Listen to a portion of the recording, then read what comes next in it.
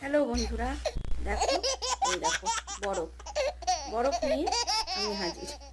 কি করব, এত গরমে আর সহ্য করতে পারছি না, তো সেই জন্য আমি বরফ নিয়ে এসেছি।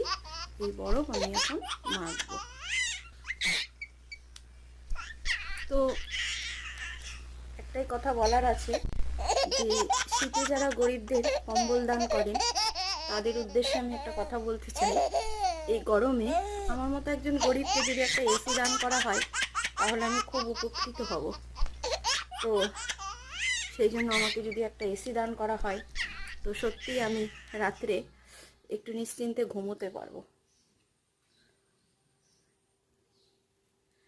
সেই আরাম, সেই কুল কুল ঠান্ডা ঠান্ডা